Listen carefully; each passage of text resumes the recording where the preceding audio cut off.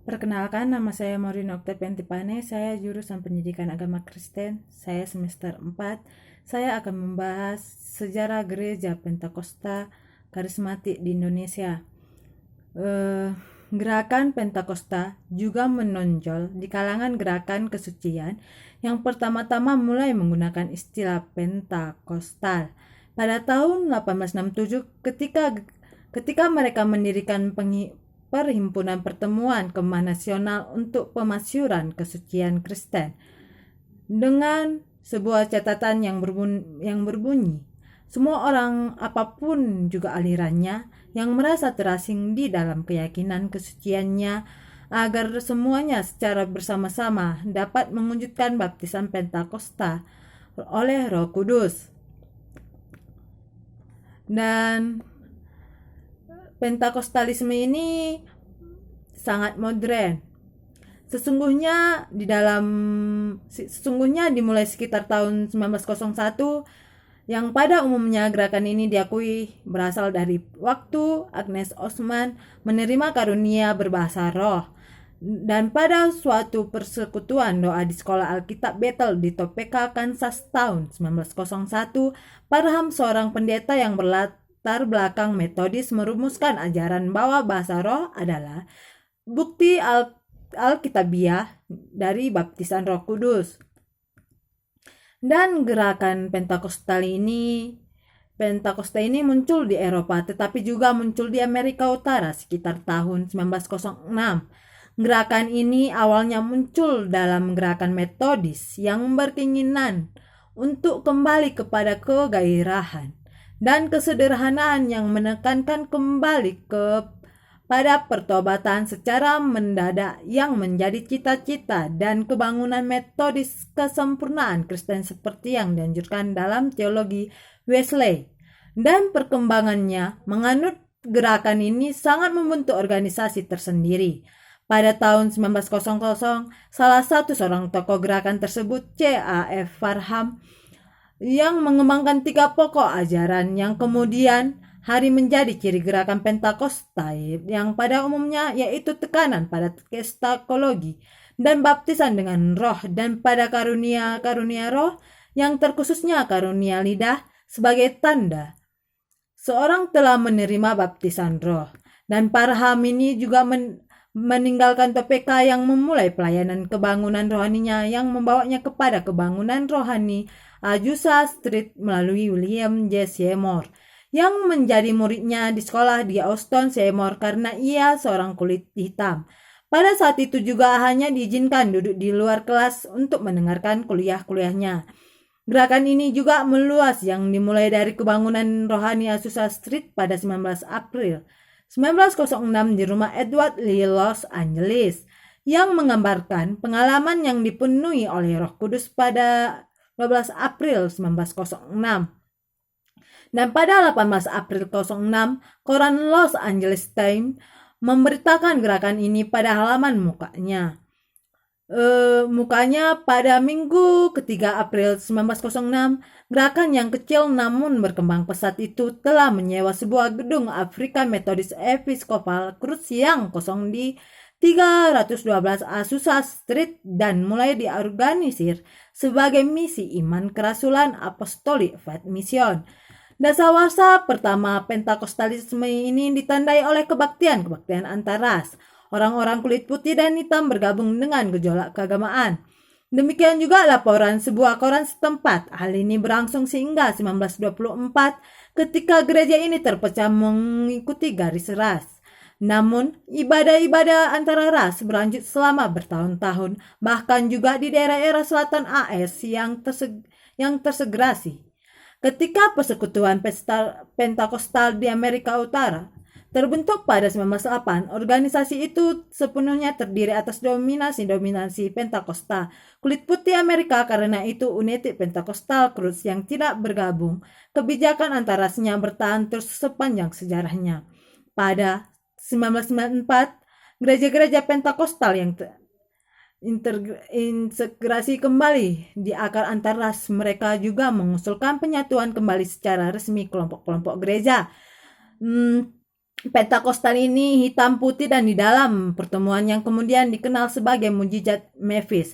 Di penyatuan ini terjadi pada 1998. Juga di Memphis, Tennessee, penyatuan gerakan kulit hitam dan putih menyebabkan kepersekutuan Pentakostal di Amerika Utara ditata ulang menjadi gereja-gereja Pentakostal karismatik di Amerika Utara. Pada awal abad 10, Albert Benjamin Simpson sangat terlibat dengan gerakan Pentakostal yang berkembang pesat pada saat itu. Para pendeta dan misionaris Pentakostal yang biasanya dilatih Missionary Training Institute yang didirikan oleh Simpson, karena pada saat itu juga Simpson dan MA sangat berpengaruh terhadap Pentakostalisme dan khususnya gereja-gereja sidang jemaat Allah dan Foursquare Schools. Pengaruh ini juga mencakup penekanan pada penginjilan, doktrin C dan MA, nyanyian dan buku karya Simpson. Dan penggunaan ini juga ada istilahnya Tabernakel Injil yang berkembang menjadi gereja-gereja Pentakostal yang dikenal sebagai Tabernakel Injil sepenuhnya. Gerakan dengan cepat menyebar seluruh wilayah Amerika Serikat dan negara lain. Menurut data pada tahun 1972, pengikut aliran Pentakosta seluruh dunia sudah mencapai 20 juta orang. Dan gereja Pentakosta ini mempunyai ciri-ciri yang sama di seluruh dunia, yang antara lainnya itu kebaktian yang secara bebas, pemakaian Alkitab secara spontan, pembangunan jemaat melalui kegiatan kebangunan rohani yang meliputi dorongan untuk bertobat dan hidup suci. Dan anggapan mereka juga bahwa dalam lingkungan jemaat perlu ada karunia lidah dan karunia kesembuhan sebagai tanda-tanda orang yang percaya. Dan sejak akhir tahun 1950-an, gerakan karismatik ini juga sebagian besar diilhami dan dipengaruhi oleh Pentakostalisme yang berkembang di kalangan denominasi Protestan yang arus utamanya maupun di lingkungan gereja Katolik Roma yang berbeda dengan Pentakosta klasik, yang melulu membentuk gereja-gereja atau denominasi Pentakosta kaum karismatik yang bermotokan berkembang dimanapun Allah menempatkanmu.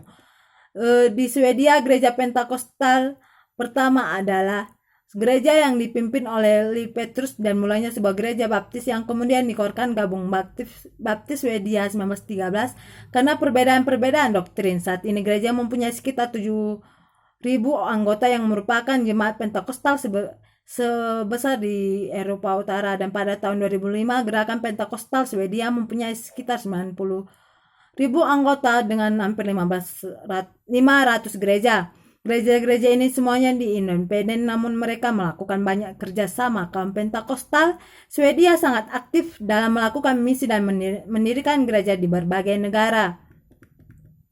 Sejarah Pentakostal ini dimulai lebih terkoordinir dengan berdirinya The Vetergemeente in der Land Inde. Dicatat dengan buku sejarah gerakan Pentakosta yang karismatiknya di Indonesia. Pada awal dengan pelayanan misi dengan Winning van Loon bersama Johannes Tyson Jun Bernard di Liverpool, Inggris, Willem van Loonhout on Wiger. Mereka dan satu persekutuan yang dimana The Vonvoer Evangelisti.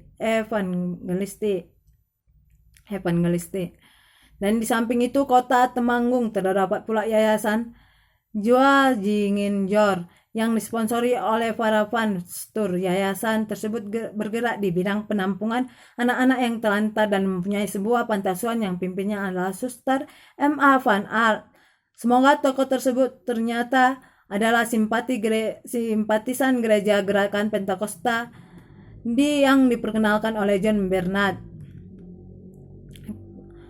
Dan dalam waktu hampir bersamaan bulan Maret 1921 datang pula penginjil dari Bethel Temple setelah Amerika Serikat, Rev. C.E. Grosby dan Rev. Dr. Van Claveren, yang keduanya membawa serta keluarganya. Mereka tiba pelabuhan Batavia yang menumpang KM Sua Maru pada bulan Maret 1921.